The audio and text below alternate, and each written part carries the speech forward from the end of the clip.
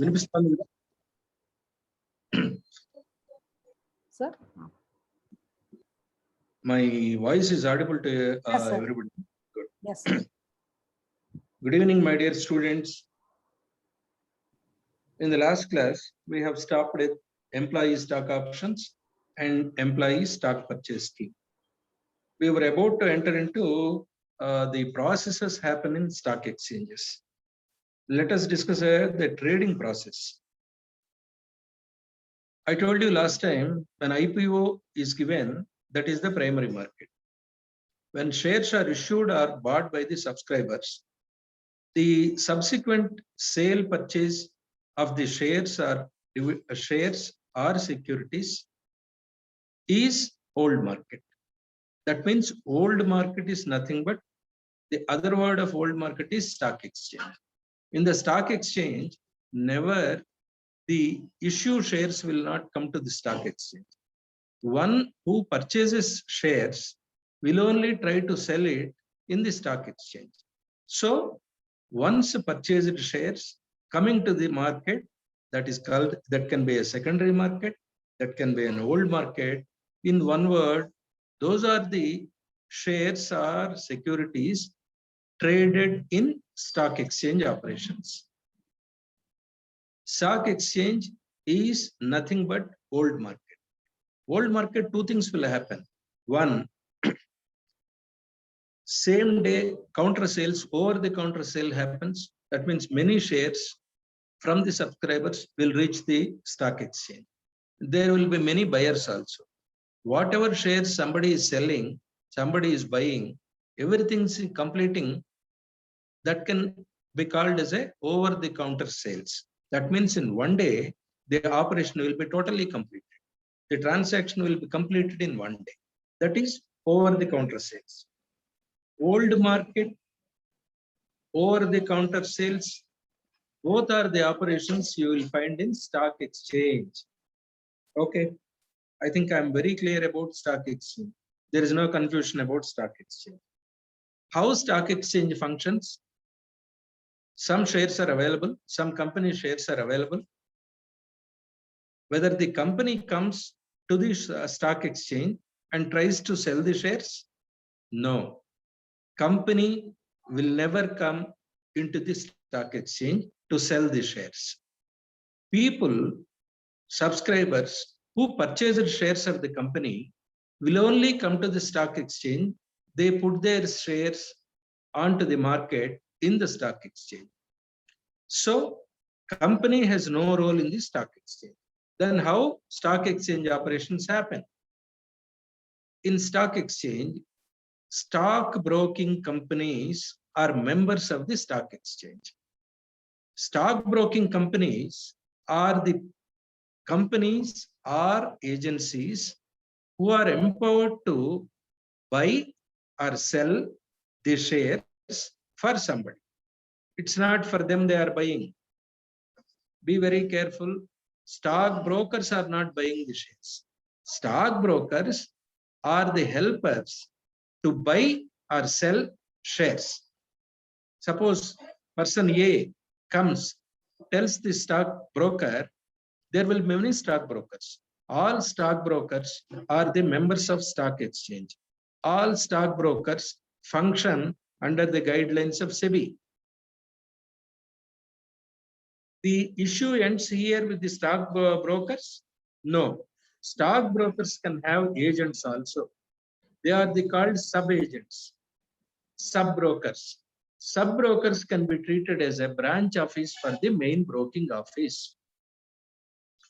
Person A comes to the stockbroker, number one stockbroker, and they ask him, I am willing to sell this 100 shares. You try to sell them at a higher price. Then the purchase, who wants to purchase that company shares, he also makes an inquiry with the stockbroker. I want 100 shares of this particular company at this rate.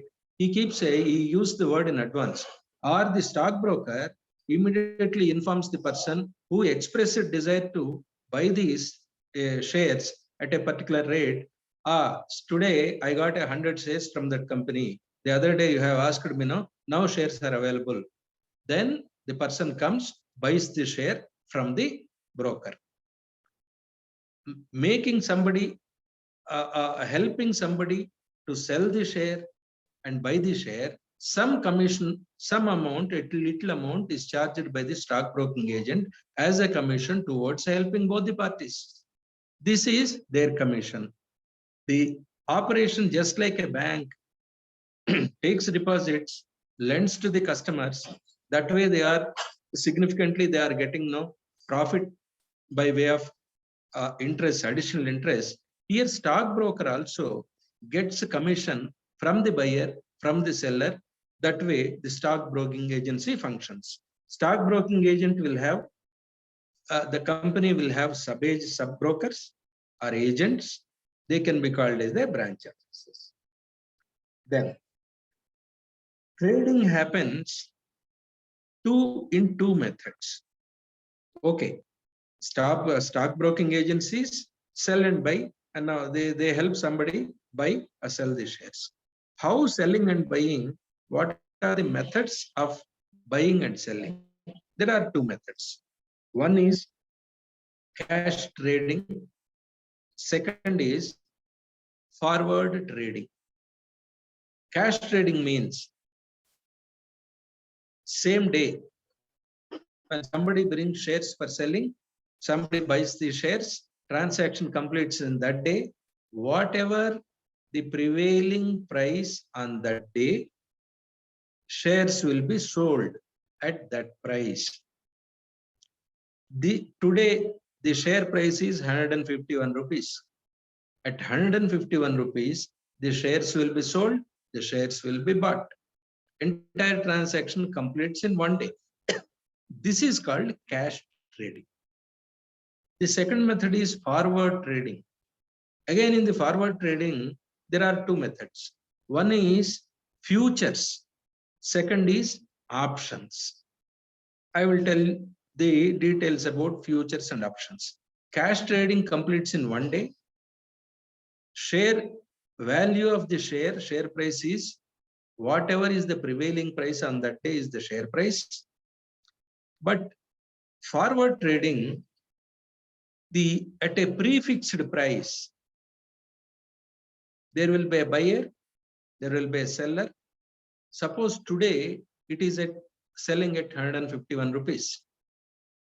The buyer and seller comes to an agreement that your 151 rupees share will be purchased by me at 156 rupees after 7 days. That means not today. After 7 days, he is going to buy the shares. He is entering into an agreement with the seller stating that he would buy the shares at some prefixed rate after some time. Let us say a fixed time. In this, irrespective of the fluctuation of the share price in the market, it can go above 151. Next 7 days, you never know what happens. 151 may come down to 150, 149, or it may go up to 156. You never know. Irrespective of fluctuation of the share price in the stock exchange, buyer and seller comes to an agreement that at a fixed price, the shares will be bought by him after a fixed time, 7 days, 8 days. So, entering into an agreement by both buyer and seller at a fixed price and buying is happening after some time, this is called forward trade. It is forward. It's not happening today. It is going to happen after some time, but on a fixed date. It is called forward trade. I told you forward trading is again of two types. One is futures, second is options.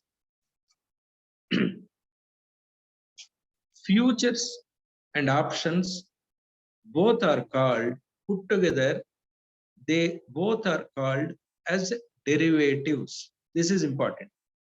Last time a question has come on derivatives. Futures and options both together are called derivatives. Well, futures means I told you the agreement at a pre-fixed rate.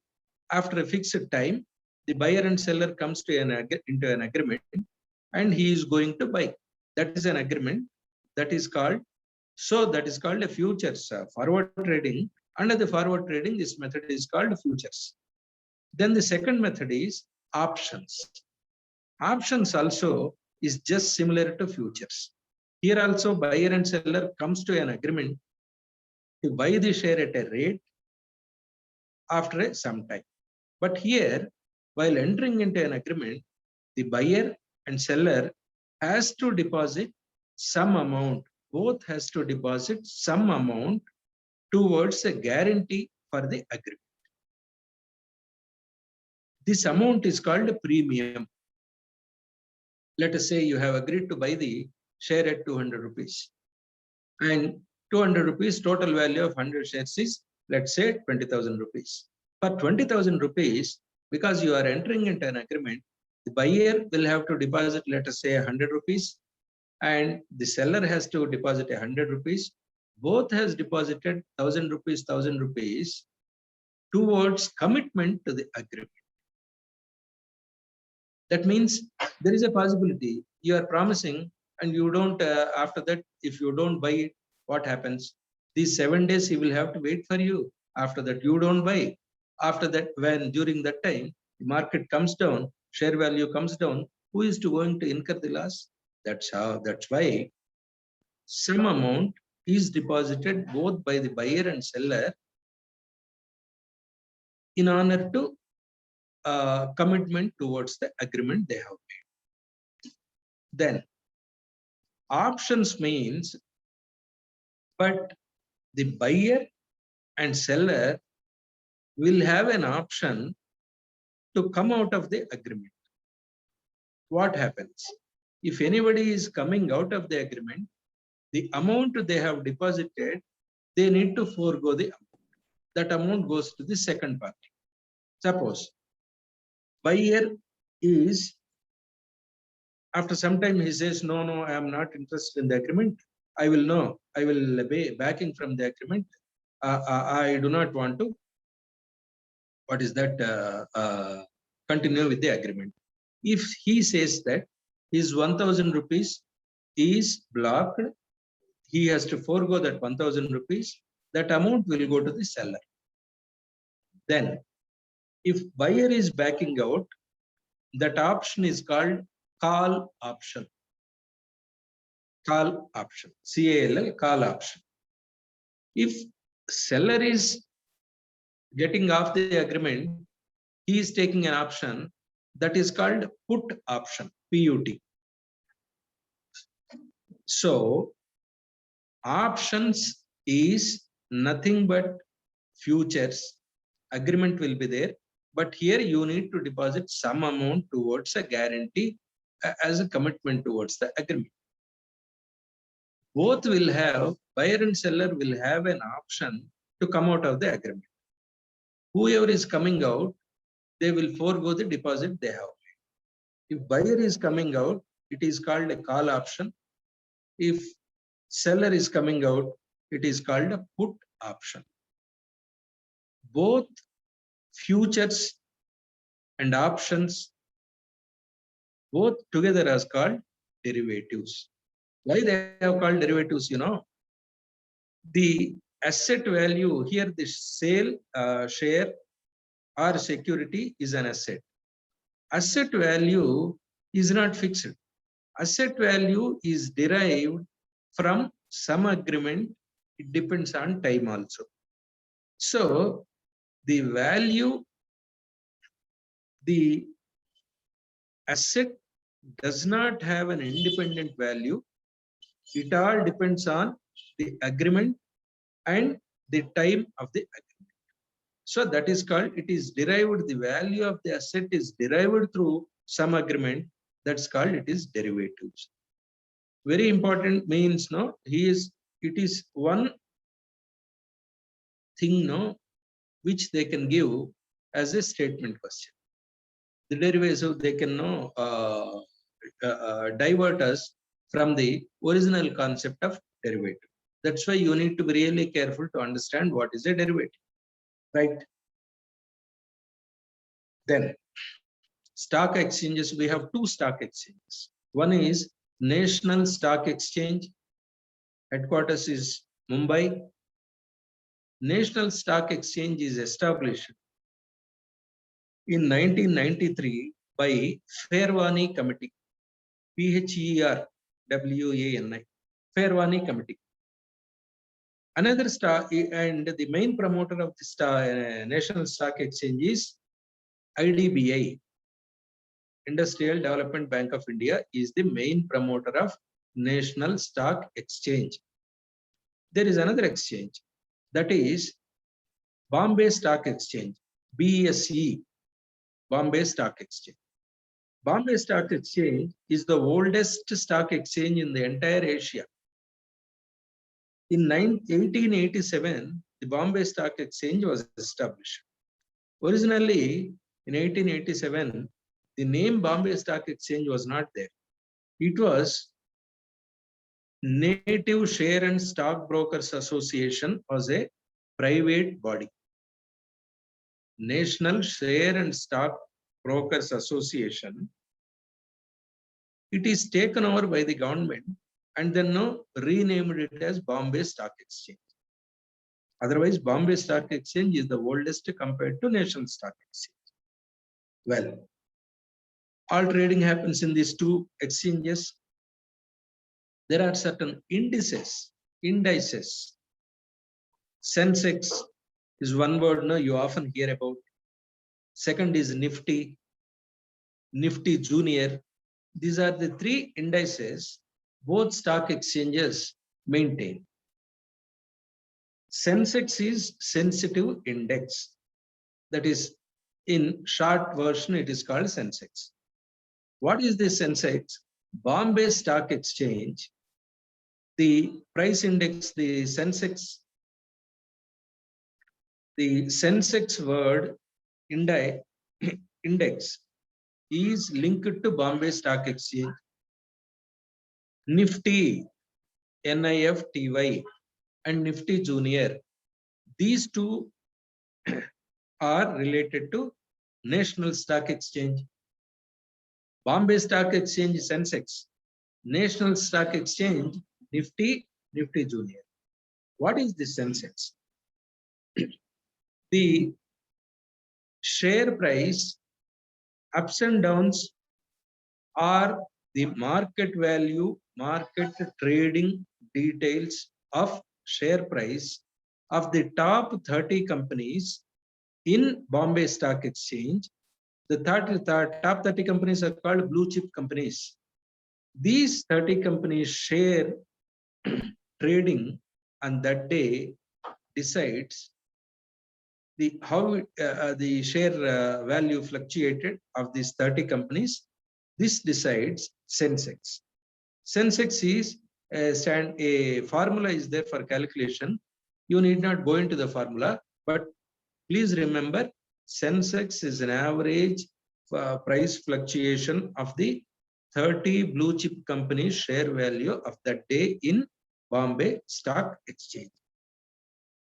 Similarly, National Stock Exchange, Nifty, Nifty and Nifty Junior, these two. When Sensex is calculated for 30 topmost companies, blue chip companies in Bombay Stock Exchange, Nifty takes the average value of the 50 top companies in National Stock Exchange. Nifty Junior is 51 to 100. After this 50, next 50 companies average fluctuation in the share value through a computation through a formula, that is Nifty Junior. So Bombay Stock Exchange is linked to Sensex. National Stock Exchange is linked to Nifty and Nifty Junior. How top companies are calculated? The volume of the shares traded on that day is taken as the criteria for the deciding the top companies of 30 companies. Largest number of shares traded for any company on that day, it figures in the top 30 companies. Then some more terms now you need to familiarize with. Free float market. Free float market is nothing but the shares, all the shares of all the companies that have come to trading on that day in the stock exchange.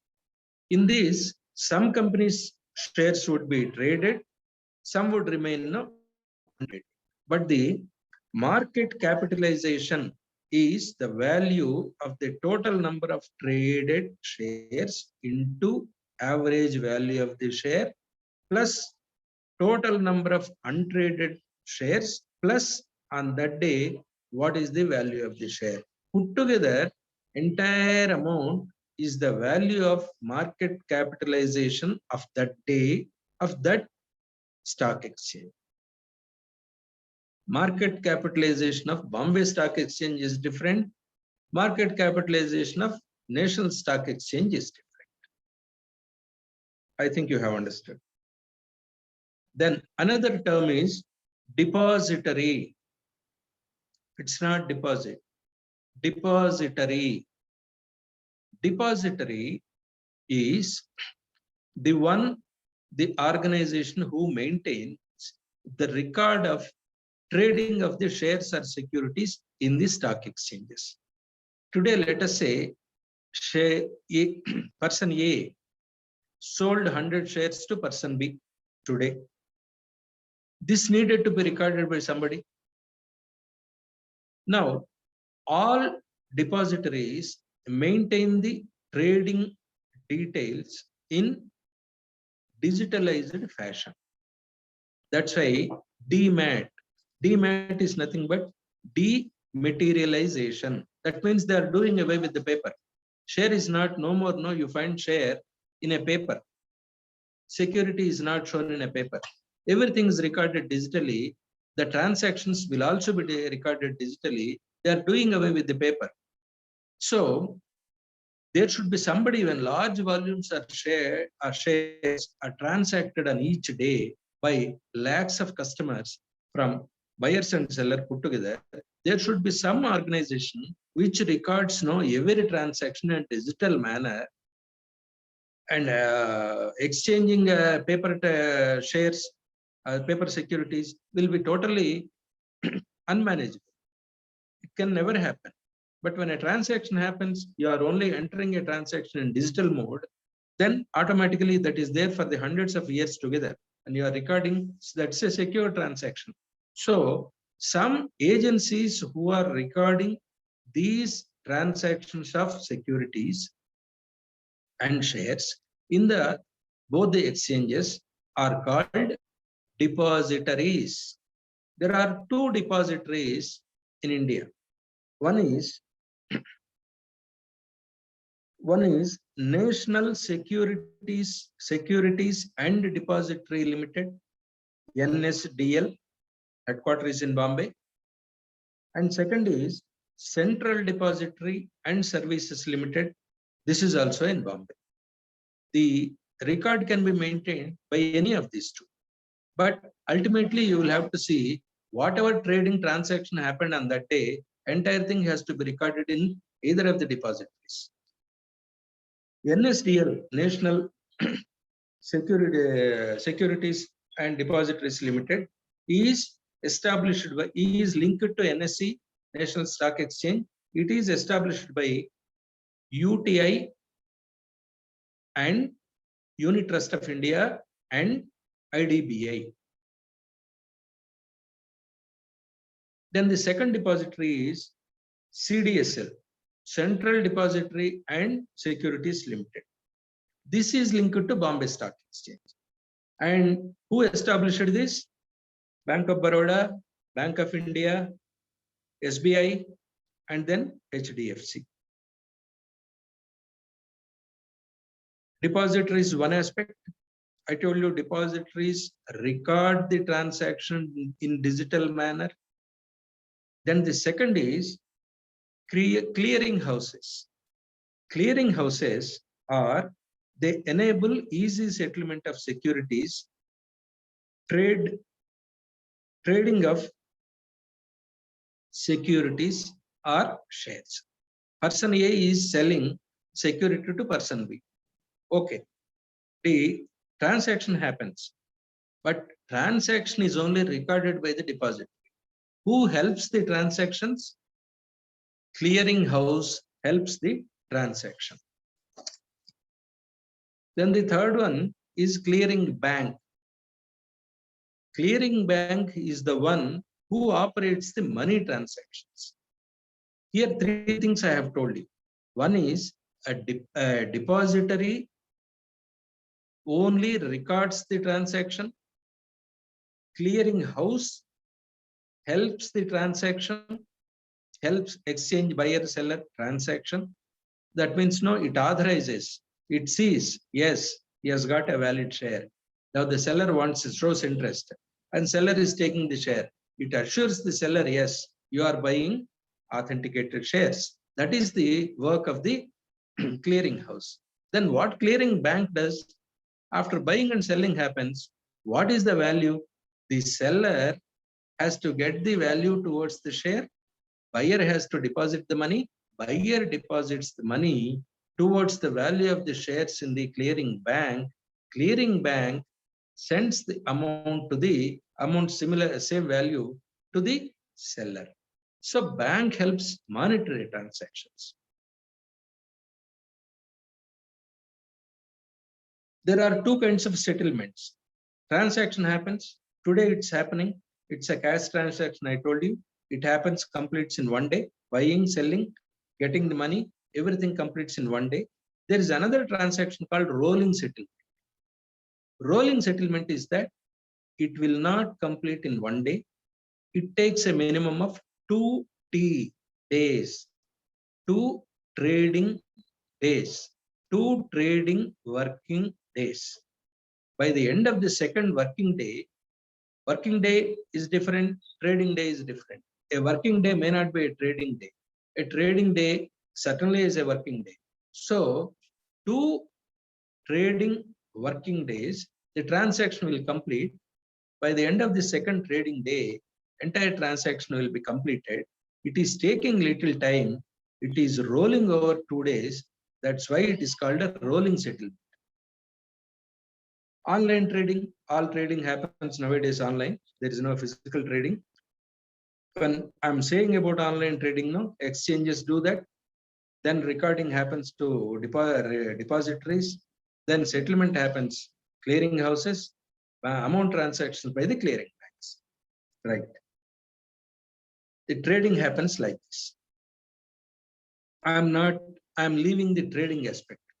I am going to the original. I told you about the banking and all that. After that, I have left one non-banking financial organizations. I told you what is the role of non-banking financial organizations. I told you, but I'm going little into the categories of the non-banking financial organizations. Development, these are all called development financial organizations. They are not banks. They do similar role of the banks, but certain other aspects, no, the banks are doing, NBFCs will not do, and certain other things NBFCs are doing, banks will not do. Then developmental financial institutions, loans to development financial institution is one which advance loans to industries or business houses for a longer duration, that is more than 25 years. Exim Bank, that is Export Import Bank. Export import now happens. If it is taking a loan, no, immediately in 1 month, 2 months, or 1 year, no, it cannot be cleared. It can take longer duration. So such kind of a monetary transaction or loan is to be given to anybody. that takes no longer duration. The period is minimum of 25 years and above. Then financial intermediaries. This is one more word. I told you at the time of issuing an IPO, initial public offering, any company is releasing an IPO, there will be an intermediary to handle the operations. Intermediary is nothing but a financial intermediary. I also told you a financial intermediary can be necessarily a bank. And intermediary role also I told you. they can function as an underwriter also. Underwriting in the sense, when 100% subscription doesn't happen in case of an IPO, underwriter has gotten the obligation to buy the remaining part of the unsubscribed IPO portion. I'm not going into the detail thinking that no, it's only a recent happening. You would have certainly memorized that word. Then, financial intermediaries, generally banks, leaving stock exchanges and NBFCs. Intermediaries are commercial banks. Simple. In a different way, we can understand that. RBI regulated financial intermediaries. The financial intermediaries, these four bodies regulate these intermediaries. One RBI regulated, SEBI regulated intermediary, and National Housing Bank regulated NBFCs, and Department of Company Affairs regulated NBFCs. First, I am talking about RBI regulated financial institutions. What are these? That means on these institutions, Reserve Bank of India has got a control. What are these?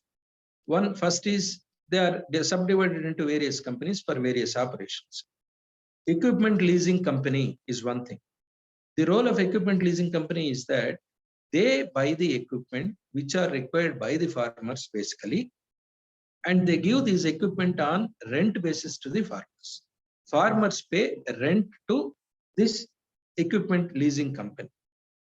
It's kind of a welfare measure. At the same time, they are not losing anything. They are buying the equipment, they are realizing the cost of the equipment through a welfare measure. A farmer cannot buy a tractor. The equipment leasing company buys tractors, gives the tractor on rent basis to the farmers. Farmer pays rent. Again, after completion of the work, the tractor comes back to the company. Likewise, it runs for years together till it realizes the cost of the tractor. That is one thing. Basically, for agricultural machinery, agricultural works, this operates. Second is hire purchase company. Hire purchase company is buying the equipment, or farmer wants to buy the equipment, some small scale industry wants to buy the equipment, they advance loan to them, they collect the amount in installments. That is hire purchase. After some time, hire purchase company is reclassified into three companies. Hire purchase company, nowadays you cannot find the name of hire purchase company. You can see three different companies in that original form. One is asset financing company. Asset financing company is one. Loan company, investment company. Asset finance company, what happens? I told you in my last class, what are the NPAs? Companies, banks sell the NPAs to asset finance company. Asset finance company buys the NPAs, and these NPAs will be again divided into smaller lots of shares. They sell those shares. Asset finance company sells those NPA related shares to the public and attract investment. That's what it does. If it is remaining as an NPA, suppose 1 lakh is outstanding, that is an NPA. If you are keeping that as an NPA for longer duration, you will not be getting any amount. You are selling it to asset refinance company, at least this 1 lakh, you are selling it 80,000 to NPA. NPA, what it does, you're selling it to asset finance company. Asset finance company breaks into, let us say, 80,000 shares at 1 rupee. It is selling again, offering to the public at some attracted terms. It offers 80,000 shares to the public. Public invests at least 1 rupee at the rate of 1 rupee or 2 rupees. It buys shares so that the money is coming back in an indirect way. The money is not coming to the bank, but it's an indirect way. NPA is getting, it's no more NPA, it is getting monetized. Loan company is nothing but lending for various purposes is again loan company. Basically, mortgage loans no is the criteria for the loan. It gives loans to the industries, it gives loans to the farmers also. Then third is investment company. Yeah, investment company, the amount it invests in shareholding of any company. A company share is giving more profit, a well-functioning company. The investment company invests the money in the shareholding of the company. They are only investing in the shareholding of the company. They are not trading the shares. It is for profit, it is investing in the shares. But like stock exchange, it is not trading shares. That is the difference. Stock exchange and then no investment company, if statements are given, you will have to identify the right kind of thing. Stock exchange, as such, they are not trading. It is the trading place. Investment company, it is investing in somebody's shares, but it's not trading shares. Right. Shall we join again, sir? Meeting will. Yeah. Shall we? Yeah. Madam hasn't come, madam. Is she in the waiting? No, not now, sir. 5:45 she'll come. You can sum up, sir. Yeah. So 1 second, sir. I will connect again, sir.